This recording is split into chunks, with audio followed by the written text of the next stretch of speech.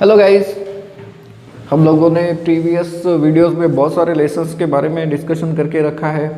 Guys, आज हम लोग स्टार्ट करेंगे अपना ऑर्गेनिक केमिस्ट्री का एक बहुत ही बेसिक लेसन, बहुत ही इम्पोर्टेंट लेसन। क्यों? क्योंकि ऑर्गेनिक केमिस्ट्री पढ़ने के लिए इस लेसन को समझना काफ़ी ज़्यादा ज़रूरी होता है। इस लेसन का हम लोग नाम दे सकते हैं, that is basic principles of organic chemistry. Basic principles of organic chemistry. And organic chemistry ये जो टॉपिक होता है गाइस, बहुत सारे स्टूडेंट्स को हार्ड लगता है। इसका रीज़न ये है कि उन्हें basic principles of organic chemistry ये लेसन बराबर नहीं समझ में आता। इस लेसन में हम लोग क्या पढ़ेंगे? हम लोग ये पढ़ेंगे कि कंपाउंड्स को कैसे रिप्रेजेंट करते हैं, उनके फॉर्मूले क्या होते हैं, कंपाउंड्स को स्ट्रक्चर के हिसाब से कैसे क्लासीफाई करते हैं, कैसे उनके स्ट्रक्चर्स लिखे जा सकते हैं, कैसे अलग अलग फंक्शनल ग्रुप्स होते हैं, देन कंपाउंड्स को हम लोग कैसे अलग अलग फंक्शनल ग्रुप में क्लासीफाई कर सकते हैं, और भी बहुत सारी चीज़ें हमें इस लेसन में पढ़ने को मिलेगी। गाइस, बहुत ज़्यादा इंपॉर्टेंट ये लेसन होता है ऑर्गेनिक केमिस्ट्री अगर पढ़ना है तो इस लेसन को पढ़ते समय, मतलब इस लेसन को प्रिपेयर करते समय आप लोगों को अपना कॉपी एंड पेन यूज़ करना है। अपने नोट्स तो होते ही हैं, लेकिन बावजूद इसके बहुत सारे होमवर्क्स आपको नोट्स में मिलेंगे। एंड ऑर्गेनिक केमिस्ट्री में आप लोगों को अगर अच्छा हैंड बनाना है, मतलब अपने आप की ऑर्गेनिक केमिस्ट्री आपको अच्छे से प्रिपेयर करानी है, तो आपको बहुत सारे कंपाउंड्स के फॉर्मूले, उनके नाम एंड बहुत सारे रिएक्शंस कैसे बनाते हैं, ये सारी बेसिक चीज़ें हमें समझनी चाहिए, और वो आप लोगों को इस लेसन में आपको मिलेगी। अब सबसे पहले बात आती है कि ऑर्गेनिक केमिस्ट्री क्या होता है ना। आप लोगों को पता होगा, तो हम लोगों ने पहले वाले जो वीडियोस थे, जो पहला लेसन हम लोगों ने जब स्टार्ट किया था, तो हम लोगों ने केमिस्ट्री को डिफाइन किया था, डिस्टिंग्विश किया था। एंड बेसिकली आपके सिलेबस में हम लोग 3 टाइप की केमिस्ट्री पढ़ते हैं। एक जो होता है ये है फिजिकल केमिस्ट्री, दूसरी जो होती है वो है इनऑर्गेनिक केमिस्ट्री, एंड तीसरी केमिस्ट्री हम लोग देते हैं organic chemistry. In fact analytical chemistry, pharmaceutical chemistry, ऐसे भी बहुत सारे ब्रांचेस होती है। देखिए, पीरियोडिक टेबल में टोटल आज की तारीख में 118 एलिमेंट्स हैं, एंड इसमें से एक एलिमेंट कम कर दें तो बचेंगे 117। तो वो कौन सा एलिमेंट है? कार्बन। 117 एलिमेंट्स एंड उनके कंपाउंड की जो स्टडी होती है, वो स्टडी कैरी आउट की जाती है in the branch of inorganic chemistry. Physical chemistry में क्या चेक करते हैं? तो कोई रिएक्शन कैसे जा रही है, टेम्परेचर क्या है, प्रेशर कैसा लग रहा है, बराबर है, उस रिएक्शन का टाइम क्या लगेगा, कंप्लीट होने के लिए टाइम क्या लगेगा, ये सारे के सारे पैरामीटर की जो स्टडी होती है, ये आप लोगों ने पढ़ी है फिजिकल केमिस्ट्री के अंदर। स्टेट्स ऑफ मैटर ये लेसन, देन केमिकल इक्विलिब्रियम ये लेसन फिजिकल केमिस्ट्री का पार्ट होते हैं। देन ऑर्गेनिक केमिस्ट्री क्या है? अब बचता है ये। तो ऑर्गेनिक केमिस्ट्री का मतलब होता है study of carbon and carbon containing compounds. अकेला कार्बन ऐसा एलिमेंट है जो लाखों करोड़ों कंपाउंड बना सकता है, इसीलिए उसकी स्टडी हम लोग इनऑर्गेनिक केमिस्ट्री के अंदर नहीं कर सकते। एंड कार्बन के कंपाउंड की स्टडी करने के लिए हम लोगों ने नई ब्रांच बनाई, दैट इज ऑर्गेनिक केमिस्ट्री। तो ऑर्गेनिक केमिस्ट्री होगा क्या? तो ऑर्गेनिक केमिस्ट्री में आप लोग क्या करेंगे? तो it deals with the study of carbon containing compounds, carbon containing compounds except oxides, carbonates, bicarbonates। ये जो कंपाउंड्स है, इन्हें छोड़कर जो कंपाउंड्स आते हैं कार्बन के, वो सारे के सारे ऑर्गेनिक होते हैं, एंड उसकी स्टडी हम लोग करेंगे ऑर्गेनिक केमिस्ट्री के under. Now guys, organic compounds मतलब क्या? तो sir, compounds of the carbon except oxides, carbonates and bicarbonates, इन्हें छोड़कर, ठीक है। ये जो ऑर्गेनिक कंपाउंड्स होते हैं, इन ऑर्गेनिक कंपाउंड्स का बहुत ज़्यादा रोल होता है हमारी लाइफ में। इनफैक्ट हमारी बॉडी के अंदर आपको पता है कि every cell consist of the DNA, RNA, nucleic acids, बराबर है। तो डीएनए के अंदर कार्बन कंटेनिंग कंपाउंड्स होता है, हाई मॉलिक्यूलर वेट कंपाउंड होता है। इसके अलावा कई सारे प्रोटीन्स, कई सारे विटामिन्स, कई सारे एंजाइम्स, कई सारे हार्मोन्स, ये सारे के सारे ऑर्गेनिक ही है। इवन हम लोग जो खाना खाते हैं उसमें मैक्सिमम चीज़ें ऑर्गेनिक होती है, कार्बोहाइड्रेट्स, फैट्स, विटामिन्स होते हैं, तो ये मैक्सिमम क्या होते हैं, ऑर्गेनिक होते हैं। ऑर्गेनिक केमिस्ट्री की अगर बात करें तो ऑर्गेनिक केमिस्ट्री इंडस्ट्री में भी बहुत ज़्यादा इंपॉर्टेंट है गाइस। अगर आप लोगों को ड्रग्स प्रिपेयर करके देना है, डाइस प्रिपेयर करके देना है, एंड और भी सिंथेटिक मटेरियल्स, बहुत सारे सिंथेटिक मटेरियल्स हैं, ये सारे के सारे ऑर्गेनिक होते हैं। एंड देयरफॉर ऑर्गेनिक केमिस्ट्री की स्टडी करना बहुत ज़रूरी बन जाता है। तो ऑर्गेनिक केमिस्ट्री में स्टडी करते समय हमें बेसिक चीज़ें क्या क्या चाहिए वो हमें इस लेसन में पढ़ने को मिलेगी। हम लोग सबसे पहले बात करते हैं, दैट इज पहली हेडिंग इस लेसन की, representation of organic compounds. Representation of organic compounds, हम ऑर्गेनिक कंपाउंड्स को कैसे रिप्रेजेंट कर सकते हैं। तो ऑर्गेनिक कंपाउंड्स को रिप्रेजेंट करने के लिए बहुत सारे तरीके होते हैं गाइस, जिसमें पहला तरीका हम लोग देते हैं लेविस स्ट्रक्चर। ये जो लेविस स्ट्रक्चर है इसे लेविस डैश स्ट्रक्चर भी कहा जाता है। इसे हम लोग क्या कहते हैं, लेविस डैश स्ट्रक्चर। यहाँ पर डैश का मतलब होता है बॉन्ड, यहाँ पर डैश का मतलब क्या होता है, बॉन्ड होता है। आपको पता है कि दो एटम्स के बीच में हम लोग बॉन्ड दिखाते हैं। अब ये जो बॉन्ड है ये सिंगल हो सकता है, डबल हो सकता है, ट्रिपल हो सकता है। देखिए फॉर एग्जांपल CH4, आपको पता है ये मीथेन होगा। इसका स्ट्रक्चर, लेविस स्ट्रक्चर हम लोग ऐसे बनाते हैं, एक कार्बन कितने हाइड्रोजन के साथ कंबाइन है, 4। इसे हम ऐसे रिप्रेजेंट करके दिखा सकते हैं। एक्चुअल स्ट्रक्चर ऐसा नहीं होता मीथेन का, बट हमें पढ़ने में आसानी हो, समझने में आसानी हो, समझाने में आसानी हो, इसलिए हम लोग इसे ऐसे लिखते हैं। तो ये देखिए ये जो बॉन्ड है ये किस रूप में है, डैश। इसलिए इस स्ट्रक्चर को हम लोग क्या कहेंगे, लेविस स्ट्रक्चर कहते हैं। कंपाउंड में अगर कभी डबल बॉन्ड है तो हम लोग उसे कैसे रिप्रेजेंट करें, जैसे देखिए C2H4 की अगर बात करते हैं तो C2H4 ये कंपाउंड जो होता है ये ऐसे रिप्रेजेंट किया जाता है गाइस। देखिए डबल डैश का मतलब एक डबल बॉन्ड। अगर आप इस कंपाउंड की बात करते हैं तो इसमें ट्रिपल बॉन्ड होता है कार्बन और कार्बन के बीच में, ये कंपाउंड कुछ ऐसा होता है। कुछ कंपाउंड्स ऐसे भी होते हैं जिनमें कुछ एलिमेंट्स के ऊपर लोन पेयर ऑफ इलेक्ट्रॉन्स होते हैं। अब लोन पेयर ऑफ इलेक्ट्रॉन्स क्या होते हैं ये आप लोगों ने समझ के रखा है प्रीवियस लेसन्स में। तो वो लोन पेयर ऑफ इलेक्ट्रॉन्स आप लोग लिखिए या ना लिखिए, वो अंडरस्टूड होता है।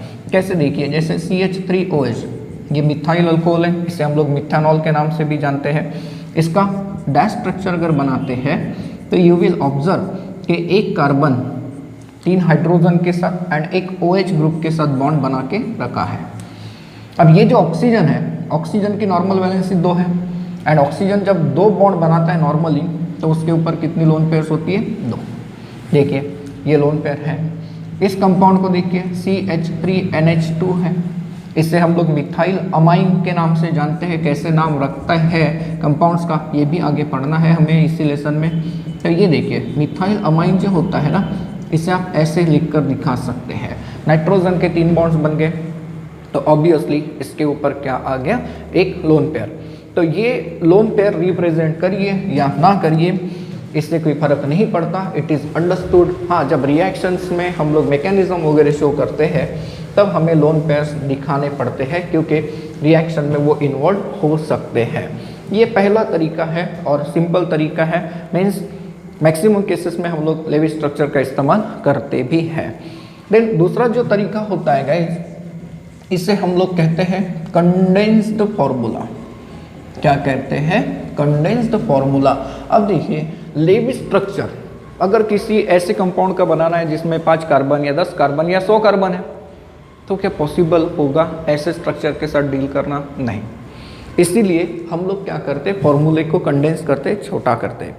तो कंडेंस फॉर्मूला बनाते समय क्या करते हैं, तो लेविस स्ट्रक्चर के अंदर हम लोग चाहे तो सारे के सारे डैशेस को हटा सकते या फिर कुछ डैशेस को हटा सकते हैं, जिसके कारण स्ट्रक्चर जो हो जाएगा वो छोटा हो जाएगा। कैसे होगा जरा देखते हैं। फॉर एग्जांपल सपोज करिए कि आपके पास ये कोई कंपाउंड है, ये लीजिए, अगर मैंने सिर्फ एसिड लिखा ऑर्गेनिक कंपाउंड्स को, तो एक चीज़ क्लियर रखिए कि यहाँ पर सिर्फ और सिर्फ हाइड्रोजन्स है। यहाँ पर क्या है, सिर्फ और सिर्फ हाइड्रोजन्स है। मतलब इस कंपाउंड का जो एक्चुअल स्ट्रक्चर है गाइस, ये ऐसा होता है, इसमें कंफ्यूज नहीं होना। जब आप लोगों को कार्बन दिख रहा है और बाकी बॉन्ड्स किसी के साथ नहीं है, लेकिन सिर्फ बॉन्ड्स दिख रहे हैं, तो इसका मतलब वो बॉन्ड्स किसके साथ है, हाइड्रोजन के साथ है। ये आप लोग समझ लेंगे। अब इसे हम लोग कैसे कंडेंस कर सकते हैं, देखिए 2 तरीके से। पहले तो मैं कार्बन और हाइड्रोजन के बीच के डैशेस को हटा देता हूँ, कार्बन और हाइड्रोजन के बीच के डैशेस। तो इस कार्बन को देखिए, ये कितने हाइड्रोजन के साथ है, 3। मैं इसे ऐसे लिख सकता हूँ या CH3 लिख सकता था। अब इस कार्बन का ये बॉन्ड है, इस कार्बन को देखिए कितने हाइड्रोजन के साथ है, ये 2, ये CH2 हो गया। इसे देखिए, ये कितने हाइड्रोजन के साथ है, 2। इस कार्बन को देखिए, ये 2 हाइड्रोजन के साथ है, और ये आखिरी वाला 3 हाइड्रोजन के साथ है ये चीज़ क्लियर, राइट। तो इसका ये कंडेंस फार्मूला हुआ कि नहीं हुआ। मैं इसे और भी छोटा कर सकता हूँ। देखिए कैसे, हम लोगों ने कहा था कि कुछ या फिर पूरे के पूरे डैशेस हटाना पॉसिबल है, हटा सकते हैं। पूरे डैशेस को हटा दीजिए। आप लोग इसे ऐसे भी लिख सकते हैं, CH3 CH2 CH2 CH2 CH3। देखिए ये भी कंडेंस हो गया। हम इसे और भी छोटा कर सकते हैं गाइस। कैसे छोटा कर सकते हैं, देखिए ये 2 टर्मिनल्स है, राइट। तो ये पहला टर्मिनल CH3, इसके बाद मैं ब्रैकेट पुट करता हूँ। अब देखिए यहाँ पर कॉमन टर्म कौन सी है, CH2 है। अब ये जो CH2 है कितनी बार है, 3 टाइम्स लिख देते हैं। ये आखिरी में CH3। सर इन्हें भी ब्रैकेट में नहीं डाल सकते क्या, बिल्कुल नहीं, क्योंकि ये 2 टर्मिनल है जो आपस में जुड़ा है डायरेक्टली, उससे आप लोग ब्रैकेट में पुट कर सकते हो। तो ये देखिए कितना कंडेंस हो गया, ये भी कंडेंस फार्मूला है और ये भी क्या है, कंडेंस फार्मूला है।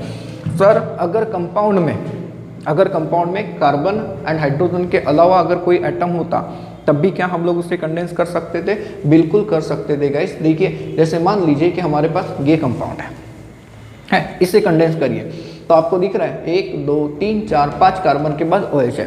पहले कार्बन की हालत क्या है, CH3 है, then CH2 CH2 CH2 CH2, आखिरी में OH। ये देखिए ये ऐसा बन गया, बनेगा, बिल्कुल बनेगा। सर इसे और भी छोटा करना पॉसिबल है, बिल्कुल पॉसिबल है। ये देखिए ये ऐसा छोटा हो गया। सर इसे और भी छोटा करना पॉसिबल है, हाँ, लेकिन अब देखिए ये टर्मिनल है, OH टर्मिनल नहीं है, टर्मिनल कार्बन है, उसके ऊपर OH लगा हुआ है। तो अब इसे कंडेंस करते समय क्या बनाएंगे, तो CH3 देन CH2, कितने, तो इसे छोड़कर कितने हैं, 3, ये लीजिए, एंड देन ये है CH2OH, लिख सकते हैं ऐसा। लेकिन जनरली जब हेटेरो एटम आता है, हेटेरो एटम मतलब क्या, ऑर्गेनिक कंपाउंड्स में हेटेरो एटम का मतलब होता है कार्बन और हाइड्रोजन को छोड़कर आने वाला, कार्बन और हाइड्रोजन को छोड़कर आने वाला। तो ऐसे केस में हम लोग बॉन्ड को नहीं हटाते, ये ऐसा बॉन्ड रहता है, राइट। तो हेटेरो एटम क्या, कार्बन और हाइड्रोजन को छोड़कर जो भी आने वाला, कॉमनली आपको ऑक्सीजन मिलता है, नाइट्रोजन मिलता है, कभी कभी सल्फर भी मिल जाता है, राइट। तो ये दूसरा तरीका होता है कंपाउंड्स को रिप्रेजेंट करने का। पहला लेवी स्ट्रक्चर एंड दूसरा कंडेंस फार्मूला। काफ़ी सिंपल है गाइस, कंफ्यूज नहीं होना, बहुत ही इजीली इसे प्रिपेयर करना। अब चलते हैं थर्ड वाले तरीके की तरफ, जिसका नाम होता है bond line formula. Bond line formula, और इसे आप लोग एक और नाम दे सकते हो guys, it is also called as zigzag formula. क्या कह सकते हैं हम लोग इसे, जिगजैग फार्मूला कह सकते हैं। और ये बहुत ज़्यादा इम्पोर्टेंट होता है, क्योंकि इसी के कारण आप लोगों को कंफ्यूजन आ सकता है कि सर ये आपने क्या लिखा। जैसे मैंने कहा कि ये कोई कंपाउंड है, तो कैन यू बिलीव ये कोई कंपाउंड है, यही है बॉन्ड लाइन फार्मूला। तो बॉन्ड लाइन फार्मूला कैसे बनाते हैं ये हम लोग समझते हैं। बॉन्ड लाइन फार्मूला बनाते समय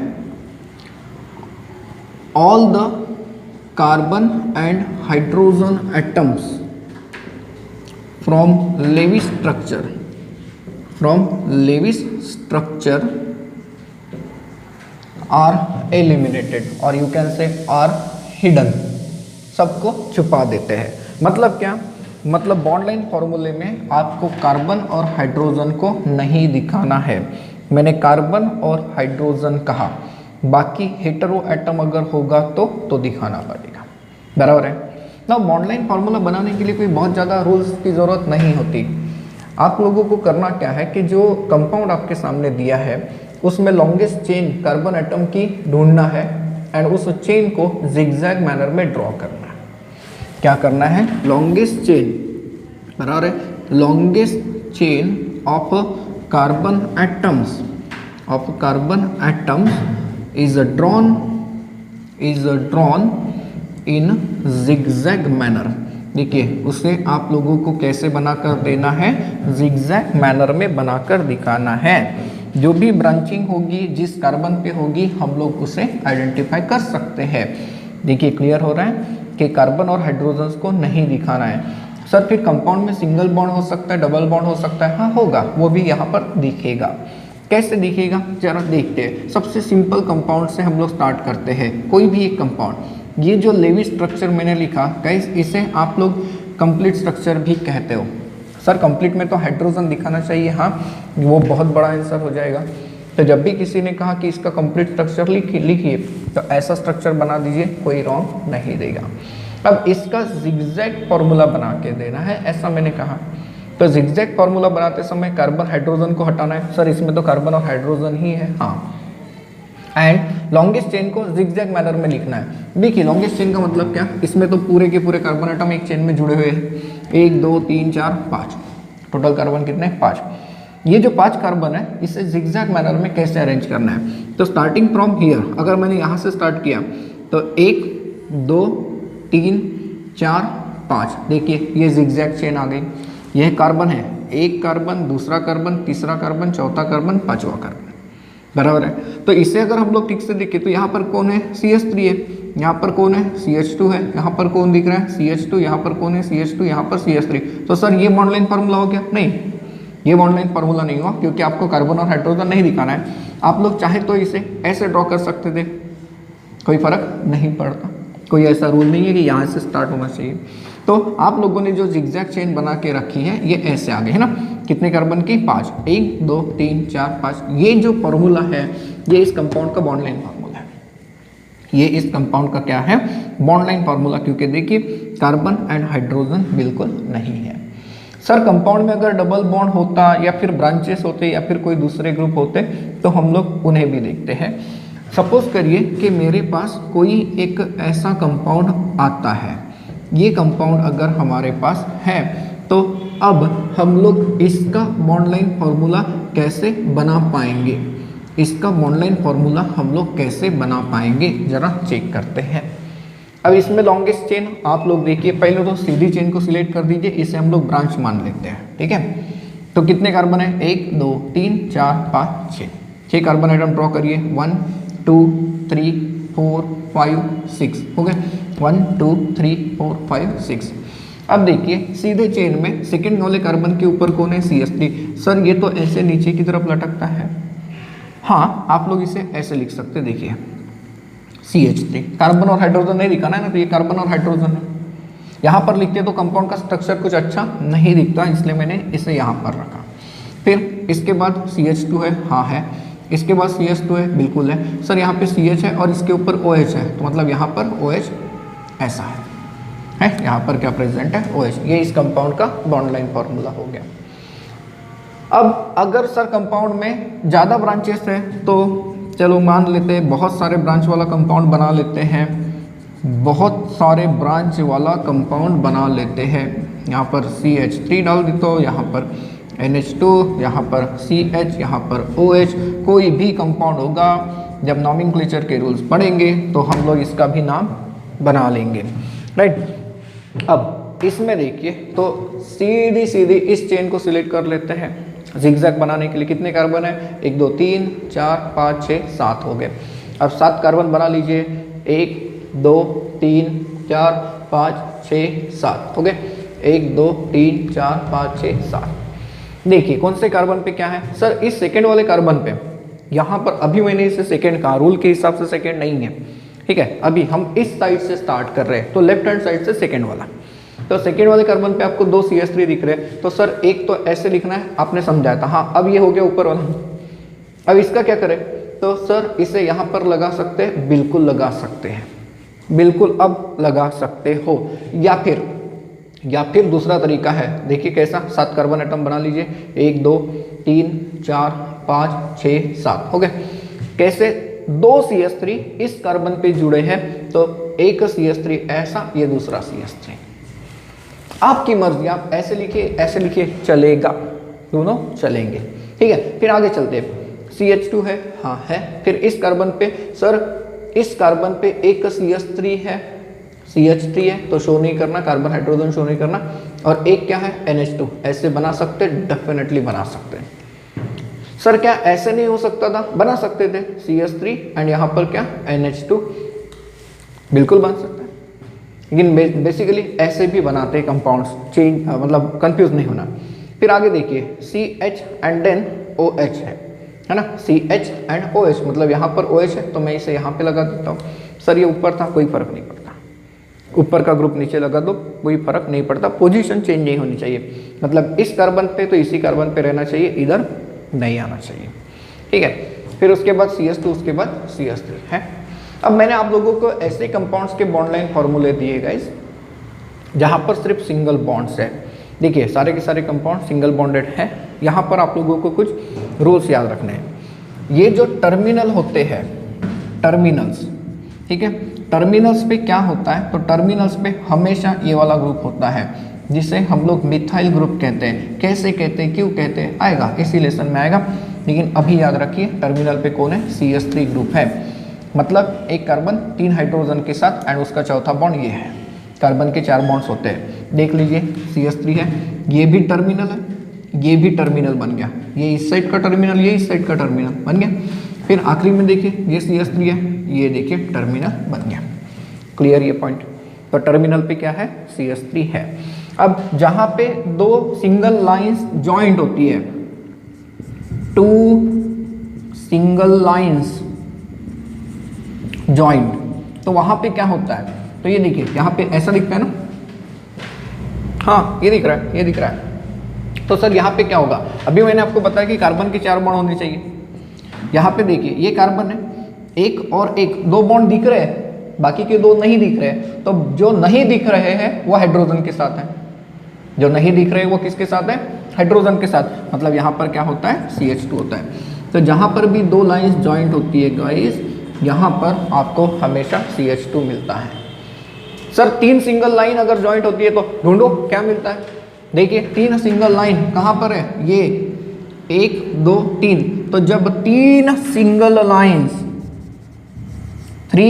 लाइंस आपस में जब जुड़ जाती है तो ये ऐसे दिखेगा, तो यहाँ पर क्या होता है, CH होता है, याद रखना, ये क्या पर क्या होता है, CH होता है। सर क्या 4 लाइंस ज्वाइंट नहीं हो सकते, क्यों नहीं हो सकते भैया, है, ये देखिए 4 लाइंस आपस में ज्वाइंट है, तो जब 4 लाइंस ज्वाइंट है तो वहां पर सिर्फ कार्बन है, देखिए ये चारों बॉन्ड्स अलग है गाइस। ये काफी इंपॉर्टेंट पॉइंट है इसका, जब भी आप बॉन्ड लाइन फॉर्मूले बनाने जाते हो तो ये आपको ध्यान रखना पड़ेगा। जहां पर सिर्फ टर्मिनल है, सिंगल, सारे के सारे कंपाउंड सिंगली बॉन्डेड है, टर्मिनल्स क्या है, CH3 है, 2 लाइंस आपस में ज्वाइंट करती है, CH2 है, 3 लाइंस आपस में ज्वाइंट करती है तो CH है, और 4 अगर करें तो सिर्फ कार्बन है। क्लियर, ऐसे कंपाउंड्स जिसमें सिर्फ सिंगल बॉन्ड्स है। अब ऐसे कंपाउंड्स के बॉन्ड लाइन फॉर्मूले बनाते हैं जिसमें डबल बॉन्ड है। देखिए डबल बॉन्ड या ट्रिपल बॉन्ड हो सकता है। अगर मैंने कहा कि मेरे पास ये कंपाउंड है तो अब इसका बॉन्ड लाइन फॉर्मूला कैसे होगा, देखिए इसमें टोटल कार्बन कितने, 3, और हमें पता है कार्बन जितने उतने जिगजैग मैनर में लिखेंगे, बराबर। कार्बन और हाइड्रोजन दिखाने क्या, नहीं, तो सर 3 कार्बन, तो 1 2 3 हो गए, ठीक है। सर यहाँ पे तो क्लियर है कि ये सिंगल बॉन्ड है, जब सारे के सारे सिंगल बॉन्ड थे और 3 लाइन आपस में ज्वाइंट कर रही थी तो CH थी, सर यहाँ पे CH है लेकिन यहाँ पे डबल बॉन्ड है। हाँ, अब बॉन्ड लाइन फॉर्मूला बनाते समय डबल बॉन्ड ट्रिपल बॉन्ड अगर है तो वो दिखेंगे, वो दिखने ही चाहिए। तो कैसे, इस कार्बन और इस कार्बन के बीच में डबल बॉन्ड है, ये लीजिए डबल बॉन्ड बना लो, बन गया, ये कंपाउंड डबल बॉन्ड बन गया। मतलब देखिए CH की कंडीशन ये ऐसा था, या फिर CH और कब आ रहा है, जब ये ऐसा है। यहाँ पर क्या प्रेजेंट है गाइस, CH प्रेजेंट है, दिख रहा है, एंड सर CH2 यहाँ पर था, अब CH2 यहाँ पर भी है 2 बॉन्ड बने ना कार्बन के, 2 बाकी है, मतलब ये डबल है, बराबर है। तो कंडीशन को समझने की कोशिश करिए। अगर आपके पास कोई कंपाउंड ऐसा है CH3 CH double bond CH CH3, total कितने कार्बन आ गए गाइस? 4 आगे। अब देखिए CH3 टर्मिनल है, सिंगल बॉन्ड, यहाँ पर डबल बॉन्ड है, 2 कार्बन के बीच में डबल बॉन्ड, ऐसे ड्रॉ करो या फिर यहाँ पर ड्रॉ करो, कुछ फर्क पड़ेगा क्या? नहीं।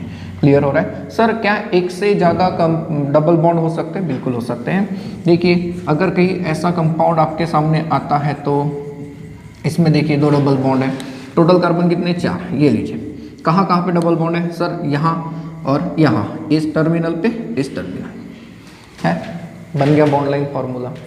क्लियर हो रहा है? राइट। सर इसमें कोई हेटेरो एटम नहीं हो सकता क्या? क्यों नहीं हो सकता?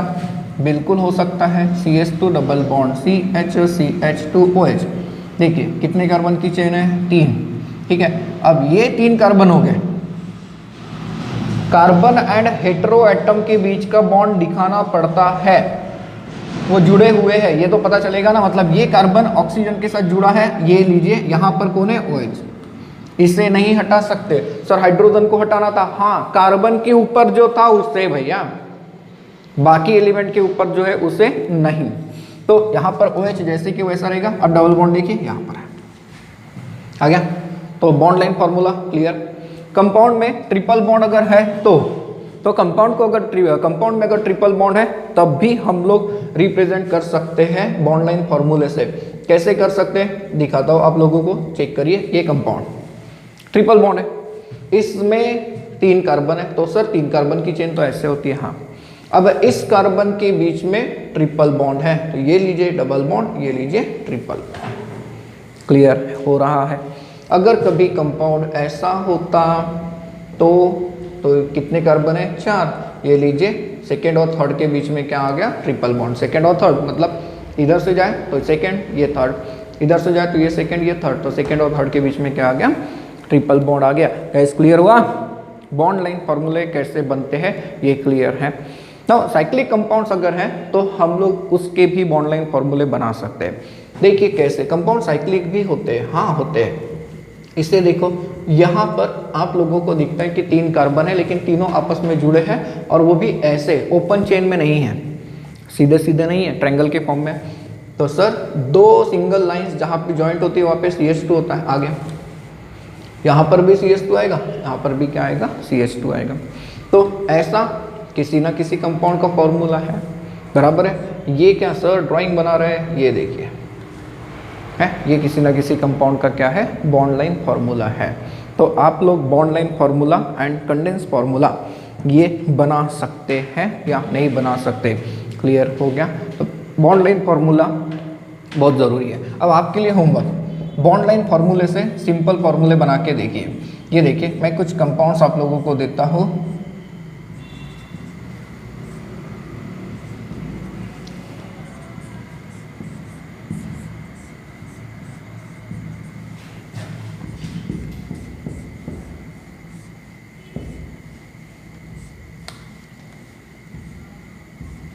ठीक है, इन्हें सॉल्व करके देखिए, 1 2 3, ये आपके लिए होमवर्क। इन तीनों को सॉल्व करके देखेंगे।